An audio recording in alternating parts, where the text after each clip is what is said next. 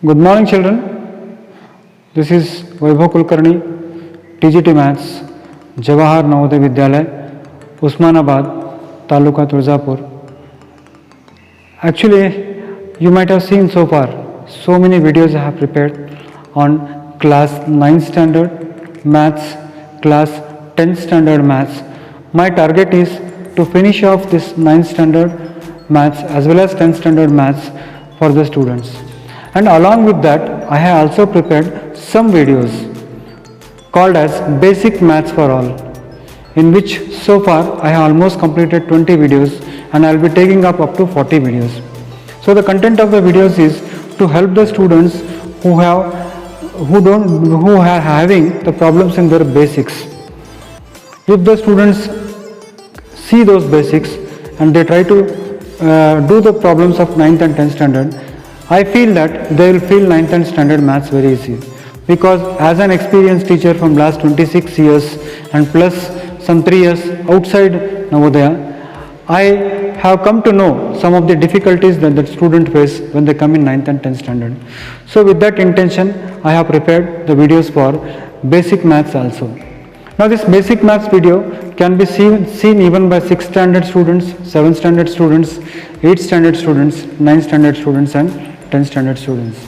My channel name, as you all know, Maths Made Easy with Vaibhav Kulkarni.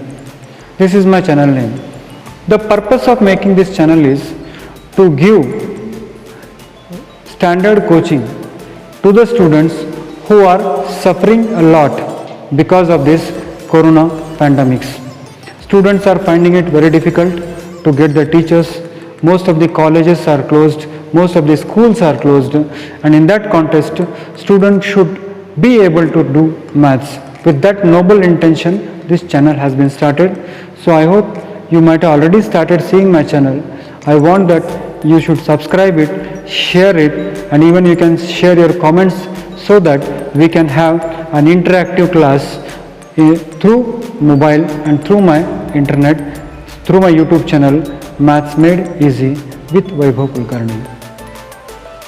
And again, one good news that I am going to give you all, dear children, is I am also shortly starting this on my Facebook also. So shortly you will be seeing me on the Facebook also. You need to search for my page and then you click on my page and then you will get all the updates on the Facebook also. So dear children, try to understand the noble intention and share with as many people as you can. And you are free to share your views in the comment box. Thanks a lot. Dear children, you know temperature is measured in two scales. One is the Celsius scale, other is the Fahrenheit scale. Now there is an interesting relationship between the Celsius and Fahrenheit scale. Today we are going to study a very interesting topic, how to convert Celsius into Fahrenheit and Fahrenheit into Celsius. So actually you see, in the countries like USA and Canada, temperature is measured in Fahrenheit, whereas in countries like India, it is measured in Celsius. Here is a linear equation that converts Fahrenheit to Celsius. F is equal to 9 by 5C plus 32. If the temperature is 30 degrees Celsius, what is the temperature in Fahrenheit? If the temperature is 95 degrees Fahrenheit, what is the temperature in Celsius? If the temperature is 0 degrees Celsius, what is the temperature in Fahrenheit? And if the temperature is 0 degree Fahrenheit, what is the temperature in Celsius? Is there a temperature which is numerically equal to the same in both Fahrenheit and Celsius? If yes, find it and draw the graph of linear equation above using Celsius for x-axis and Fahrenheit for y-axis. इसका सारांश है बच्चों, देखिए doctor के पास जब भी जाते हो तो डॉक्टर बोलते हैं 103 डिग्री बुखार है, 103 डिग्री फ़ारेनहाइट बुखार है बच्चों, वो डिग्री सेल्सियस नहीं है। अगर सोच लीजिए कि 103 डिग्री सेल्सियस मतलब तुम्हारे पेट के अंदर सारा पानी उबलना शुरू हो जाएगा बच्चों, 100 डिग्री पे तो पानी उबलता है, वो सेल्सियस नहीं होता, वो क्या है, फ़ारेनहाइट स्केल है। फिर से बता दूं, तो ये फ़ारेनहाइट और सेल्सियस का क्या चक्कर है सर? कुछ देशों में तापमान को फ़ारेनहाइट में नापते हैं और कुछ देशों में सेल्सियस में नापते हैं, तो उनके बीच का संबंध क्या है वो आज हमें इस वीडियो में देखना है। तो उसका फॉर्मूला है F is equal to 9 by 5C plus 32। तो आपका पहला क्वेश्चन ये है कि if the temperature is 30 degree Celsius what is the temperature in Fahrenheit, यानी अगर टेम्परेचर 30 डिग्री सेल्सियस कह रहा है तो फ़ारेनहाइट में क्या होगा। देखते हैं पहले क्वेश्चन का आंसर क्या हो सकता है। देखिए फॉर्मूला क्या है बच्चों, F is equal to 9/5 C तो आपको दे दिया उन्होंने, C कितना दिया है 30 डिग्री सेल्सियस दिया है, तो C की जगह पे मैं 30 लिख दूंगा, प्लस होगा 32। तो देखते हैं कितना होगा, 5 1 जा 5, 5 6 जा 30, यानी ये कितना होगा 54, 9 6 जा 54 प्लस 32, ये होगा 86 डिग्री फ़ारेनहाइट। यानी जब तापमान आपका 30 डिग्री सेल्सियस बता रहा है डॉक्टर, या फिर 30 डिग्री सेल्सियस है, तो आपका फ़ारेनहाइट में टेम्परेचर कितना है 86 डिग्री फ़ारेनहाइट है। दूसरा क्वेश्चन है, अगर आपका तापमान 95 डिग्री फ़ारेनहाइट है तो सेल्सियस में कितना होगा। यानी इस formula, if the temperature is 95 degree Fahrenheit what is the temperature in Celsius, यानी इस फॉर्मूले के अंदर अगर फ़ारेनहाइट 95 है, सेकंड क्वेश्चन को मैं सॉल्व कर रहा हूं, F अगर 95 है तो C कितना होगा। तो F की जगह पे मैंने 95 लिखा, फिर ये फॉर्मूला है 9/5 into C, 9/5 into Celsius plus 32। तो इसको सॉल्व अगर करना है मुझे तो क्या करना पड़ेगा, इस 32 को मैं इधर शिफ्ट कर देता हूँ, ट्रांसपोज करता हूँ, तो 95 minus 32 is equal to 9/5 into Celsius. What I did is 32, I have transposed it. Now 5 minus 2 is 3, 9 minus 3 is 6 is equal to 9/5 into C.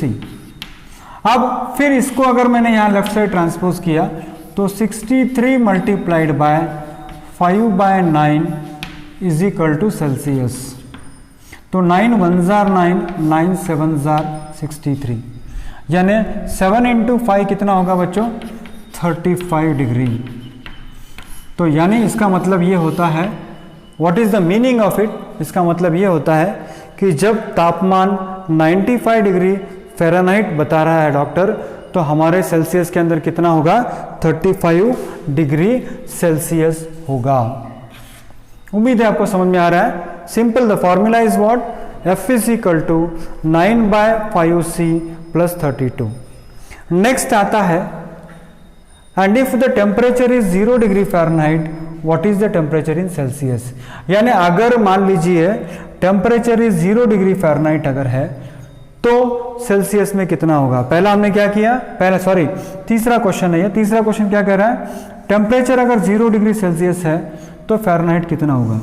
यानी फिर से हम तीसरी बार इस फॉर्मूले को यूज कर रहे हैं। तीसरी बार यूज करोगे तो क्या होगा बच्चों, F is equal to temperature कितना बता रहा है, if the temperature is 0 degree Celsius, यानी इसकी वैल्यू अगर 0 हो तो सेल्सियस के अंदर इसकी वैल्यू 0 हो तो क्या होगा, F is equal to 9/5 into temperature कितना है हमारा सेल्सियस में 0 है, और 0 किसी भी संख्या को गुणाकार कीजिए 0 आएगा, तो 0 प्लस 32, और 0 प्लस 32 कितना होता है बच्चों 32, यानी फ़ारेनहाइट में कितना आएगा वो 32 आएगा, 32 डिग्री फ़ारेनहाइट। यानी जब हमारा तापमान 0 डिग्री सेल्सियस हम कहते हैं तो टेम्परेचर कितना होता है 32 डिग्री फ़ारेनहाइट। हाँ, if the temperature is 0 degree Fahrenheit, if the temperature is 0 degree Fahrenheit what is the temperature in Celsius. यानी अगर फ़ारेनहाइट सेल्सियस 0 रहा तो फ़ारेनहाइट 32 डिग्री होगा।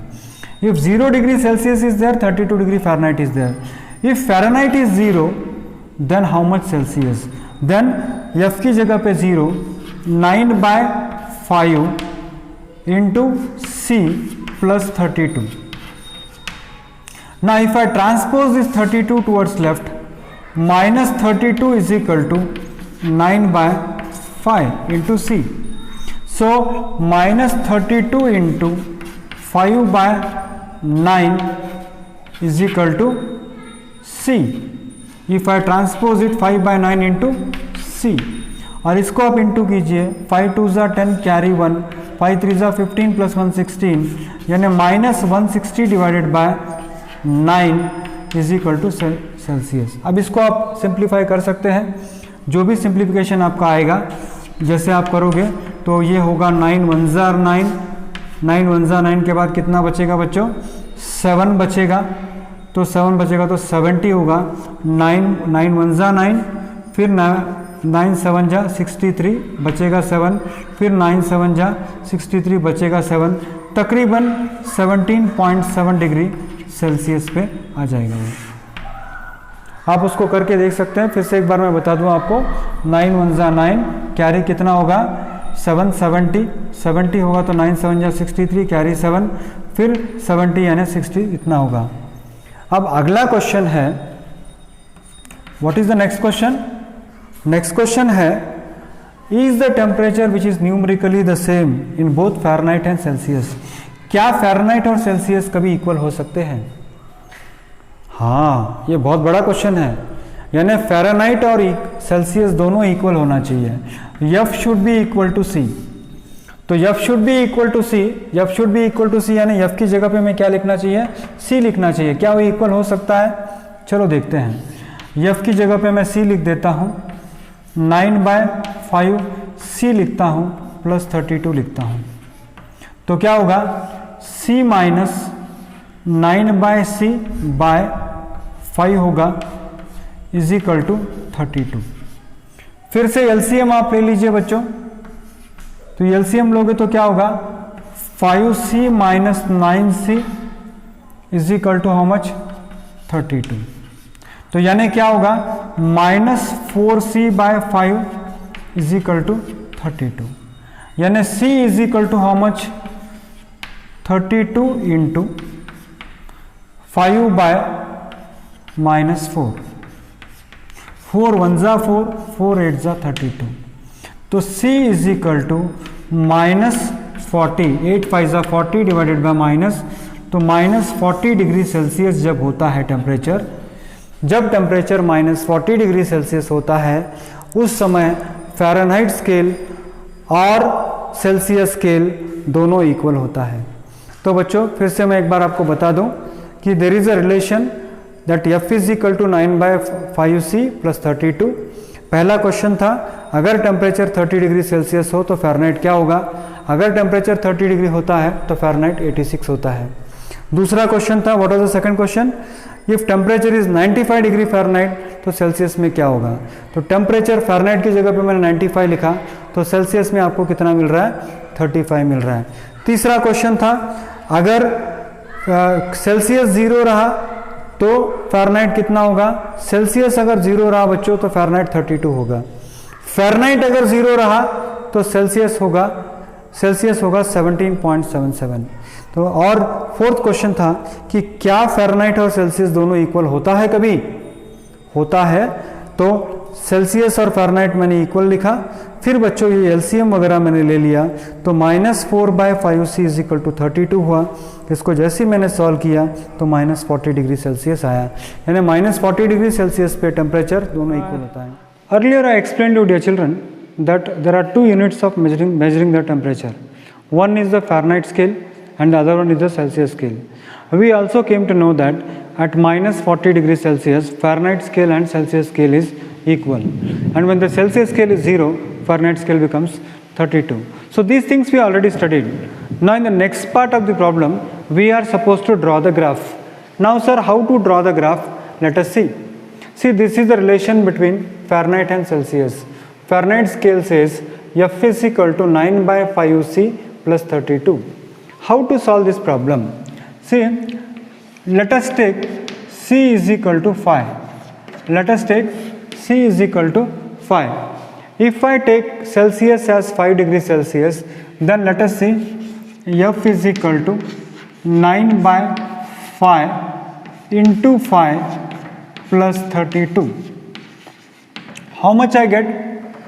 5 cancels with 5, so 9 plus 32 is equal to how much? 41.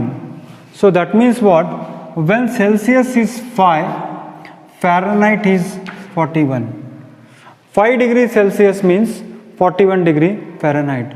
See, one thing you might have noticed, intentionally I will be taking the factors of 5 into Celsius because we have to draw the graph in a simple and easy manner. Now let me take the next scale. Say Celsius scale, I'll take minus 5 degrees Celsius.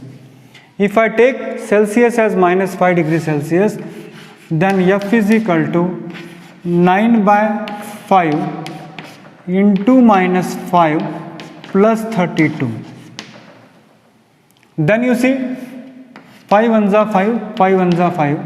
This will be 9 into minus 1, and 9 into minus 1 is minus 9 plus 32, and minus 9 plus 32 is 22 degrees Celsius. So I hope you understand what I am doing. I have taken Celsius as 5. So Celsius को 5 लिया तो 5 5 cancel हो गया बच्चों. 9 plus 32 कितना हो रहा है? 41 हो रहा है. फिर माइनस 5 अगर मैंने लिया तो कितना हो रहा है? माइनस 9 प्लस 32 कितना हो रहा है? 22 हो रहा है. यानी अगर सेल्सियस स्केल में माइनस 5 होता है तो फ़ारेनहाइट स्केल में 22 होता है. उसके बाद सर सेल्सियस स्केल में अगर मैंने 10 लिया तो देखते हैं क्या होता है. फ़ारेनहाइट स्केल के अंदर 9 बाय 5 इंटू माइनस 10 प्लस 32, तो 5 1 ज़ा 5, 5 2 ज़ा 10. तो ये होगा प्लस ऑफ माइनस तो माइनस होगा, तो ये होगा माइनस 18 प्लस 32. 9 इंटू माइनस 2 कितना होगा? Minus 18 plus 32. तो ये होगा माइनस 18 प्लस 32 होगा 14 प्लस 14. माइनस 18 प्लस 32 होगा 12 minus 8 is 4, 2 minus 1 is 1. So the answer is how much? 14. I hope I am clear. उम्मीद है आपको समझ में आ रहा है. तो सेल्सियस अगर मान लीजिए मैंने माइनस 10 लिया तो ये हाल है. सेल्सियस अगर माइनस 10 है, सेल्सियस अगर माइनस 10 है तो फ़ारेनहाइट है प्लस 14. सेल्सियस अगर प्लस 10 है तो फ़ारेनहाइट कितना होगा?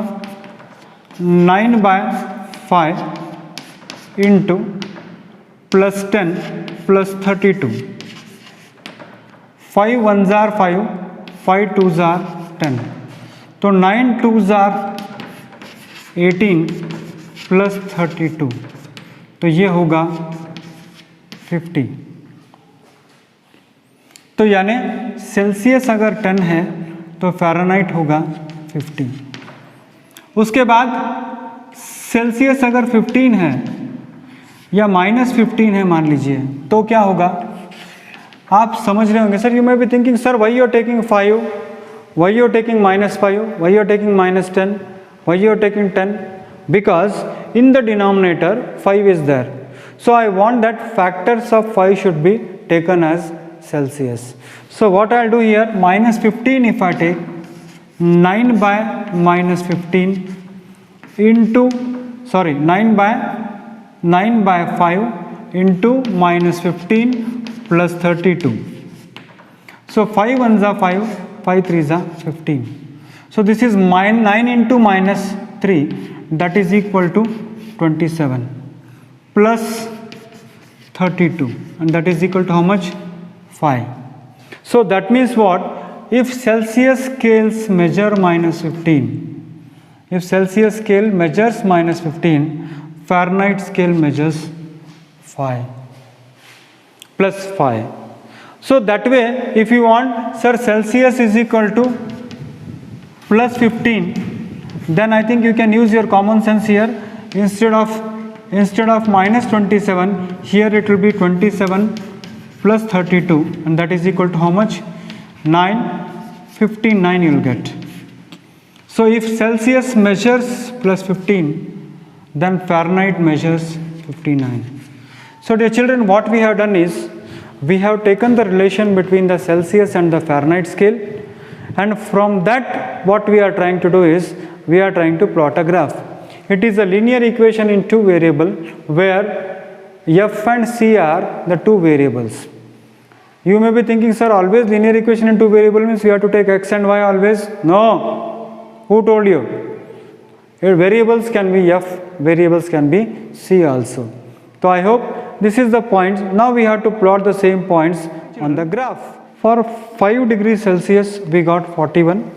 For minus 5 degree, actually I wrote 22. The correction should be made here. Minus 9 plus 32 is 23. Then again minus 10, 14. Plus 10. Minus 10 you can see 18, minus 18 plus 32 is 14.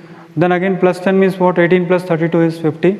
Then again minus 15 means minus 27 plus 32 is 5. And then plus 15 means 59. So now I got the points which I have to plot on the graph. The graph is in front of you, dear children. X-axis we can see temperature is in Celsius, and y-axis temperature is in Fahrenheit scale. On x-axis I have taken 1 centimeter as 5 degrees Celsius, and on y-axis I have taken 1 centimeter as 10 degree Fahrenheit. I can see very easily multiples of 5 are there, multiples of 10 are there. Now I have to plot the graph. See here what I have done here, 5 and 41. Where is it? 5 and here 41 is there, somewhere here 41 is there. Then minus 5 and 23. See here minus 5 is there and here 20 is there. So minus 5 and 23 I have taken. Then again minus 10 and 14. Here minus 10 is there and you see here 14 is there. So minus 10 and 14. Then plus 10 and 50. So plus 10, 50. It is here. Plus 10 and 15. It is here. And then minus 15 and 5. Here minus 15 and 5 is there. Then plus 15 and 59. See here plus 15 and 59 is there. So finally what I got is, I got a graph, Celsius, Fahrenheit on the y-axis and Celsius on the x-axis. So this is how you can plot a graph. You are going to get a straight line graph. So dear children, this is very important question for your examination point of view. I have seen this question being asked many times in the examination. One question is sure shot. I can say that it is one of the most expected questions for your forthcoming examinations. So the key point that you should understand is, we can convert Celsius into Fahrenheit and Fahrenheit into Celsius by using the formula F is equal to 9 by 5C plus 32. That's all.